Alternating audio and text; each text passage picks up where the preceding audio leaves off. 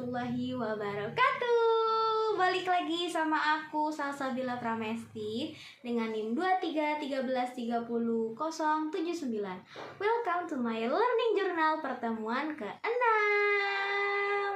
Nah, di pertemuan ke-6 ini sama kayak pertemuan sebelumnya, itu dilaksanakan dengan online ya, yaitu pemaparan materi dari kelompok 4.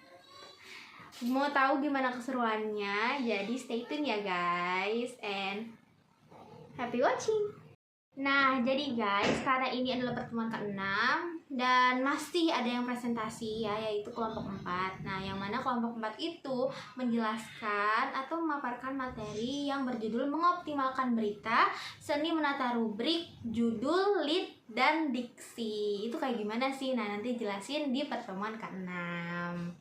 Nah, adapun anggota-anggotanya yaitu ada Farhis, terus ada Fadli, ada Revi, ada Ivan, ada Rere, ada Rain, ada Abi, dan yang terakhir itu ada Zahro.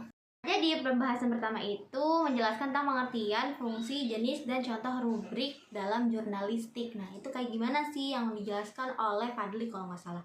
Nah, jadi guys, pengertiannya itu rubrik dalam jurnalistik itu dapat diartikan sebagai pembagian atau kategori dalam media massa yang berfungsi sebagai wadah untuk mengelompokkan isi dari berita. Nah, jadi rubrik itu kayak mengkelompokkan jenis-jenis dari berita yang ingin disampaikan atau ingin disebarluaskan di media massa. Contohnya kayak gimana nih? Aku kasih contohnya. Contohnya itu kayak gini. Ini jenis-jenisnya, kata nggak sih? Nah, ini kan ada berita-beritanya nih, ada di apa sih?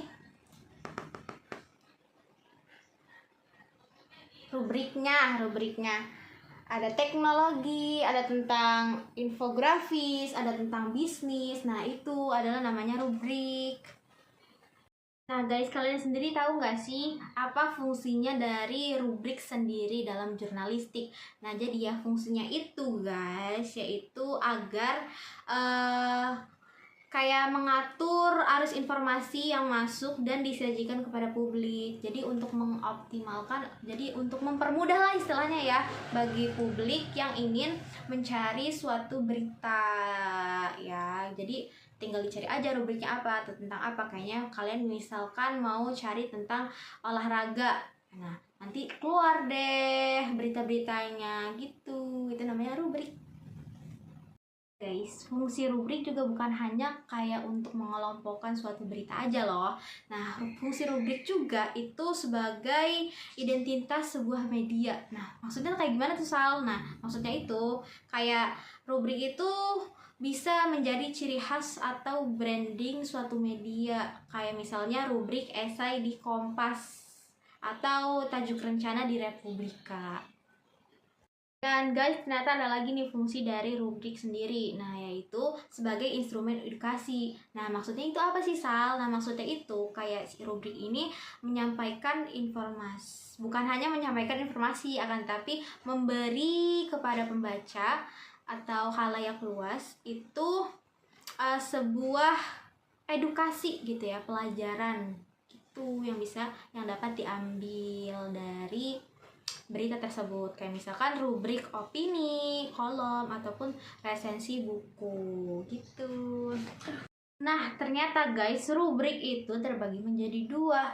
Yang pertama itu ada rubrik berita atau hard news, dan rubrik non berita atau soft news atau feature, bisa disebut seperti itu. Nah, jadi guys, kalau rubrik berita itu ya sama-sama menyampaikan sebuah informasi, akan tetapi informasinya itu aktual, faktual, dan penting bagi khalayak luas.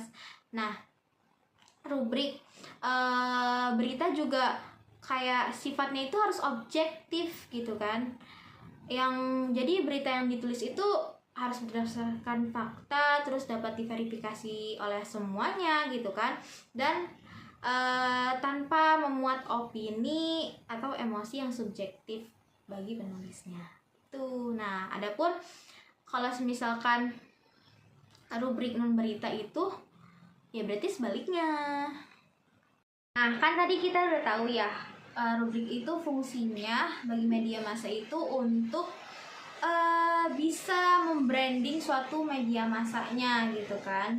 Jadi ada nih kayak penerapan rubrik dalam media di Indonesia. Contohnya, aku kasih contoh Kompas ya. Nah, Kompas itu dikenal sebagai media cetak dan daring dengan segmentasi pembaca menengah ke atas. Nah, rubrik-rubrik utamanya antara lain itu jenis-jenisnya nih, contoh-contohnya yaitu ada rubrik nasional, ada internasional, ekonomi, opini, dan juga humaniora.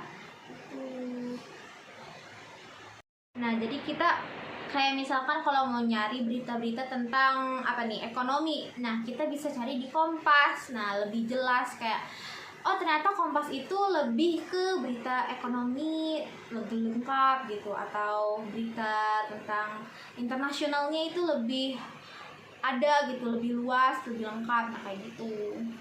Nah, selanjutnya itu ada cara penulisan dari berita sendiri. Nah, sebelumnya kan kita udah tahu ya, udah dijelasin juga sama aku itu tentang berita. Apa sih itu berita? Jadi berita itu adalah sebuah informasi tercepat, penting, menarik, fakta gitu kan, yang mana mengandung mengandung unsur 5W1H gitu.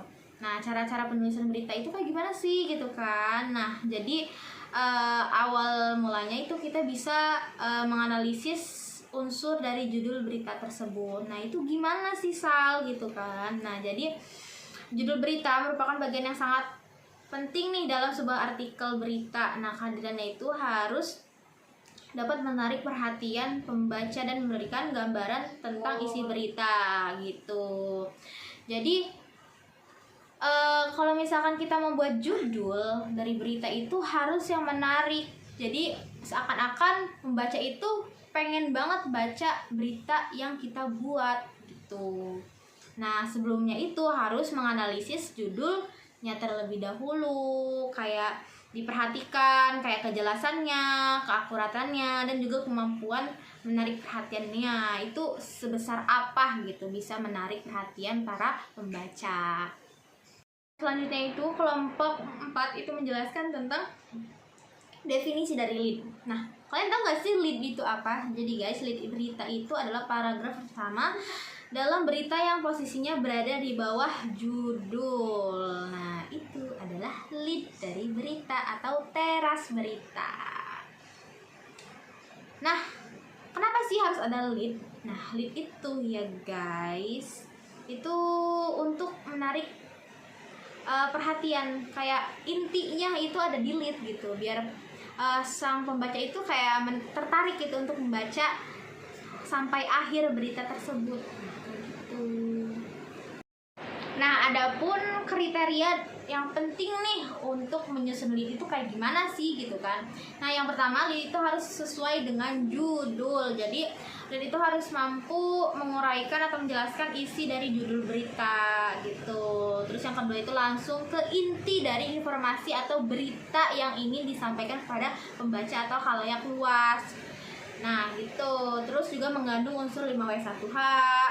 Terus agar membujuk para pembaca nih untuk melanjutkan membaca ya, seperti yang aku katakan tadi di awal gitu kan, agar menarik perhatian, agar si pembaca ini baca sampai akhir itu berita gitu. Makanya harus menarik, semenarik mungkin itu di lead atau teras berita. Lalu menggunakan kalimat pendek dan padat, jadi harus sesingkat-singkatnya tapi jelas gitu. Dan gimana ya, mudah dipahami tapi jangan banyak-banyak gitu, jangan bertele-tele. Nah, di lead itu gitu. Selanjutnya itu ada pengertian diksi. Nah, apa sih itu diksi? Nah, jadi guys, diksi itu dalam konteks jurnalistik itu merujuk pada pemilihan kata atau frasa yang digunakan oleh seorang jurnalis untuk menyampaikan sebuah informasi kepada khalayak luas. Nah, secara jelas, akurat, padat, dan juga menarik. Nah, pilihan kata yang digunakan juga nggak boleh asal nih, nggak boleh asal jeplak atau asal pakai gitu kan, karena akan sangat mempengaruhi cara audiens menangkap makna dari berita tersebut. Nah, jadi kalau menurut KBBI ini guys, diksi itu diartikan sebagai pilihan kata yang tepat dan selaras dalam penggunaannya untuk mengungkapkan gagasan sehingga diperoleh efek tertentu seperti yang diharapkan oleh sang penulis gitu. Jadi ini adalah diksi itu kayak pemilihan kata yang sesuai dengan apa yang ingin disampaikan oleh sang penulis gitu intinya. Nah guys, kalian tahu nggak sih kenapa diksi itu penting gitu ya dalam sebuah berita? Karena kalau misalkan kita nggak pakai diksi atau asal nulis, nah itu bisa jadi sang pembaca itu bisa salah menafsirkan apa yang ditulis oleh seorang penulis. Nah takutnya terjadi seperti itu, makanya diperlukannya diksi. Udah gitu aja. Mungkin cukup sekian yang dapat aku sampaikan. Mungkin kalau ada kekurangan mohon dimaafkan, atau dalam penjelasan yang aku jelasin tadi itu ada kekurangan atau kesalahan. Sampai jumpa di pertemuan selanjutnya, di learning journal selanjutnya. Aku pamit undur diri dan bye-bye.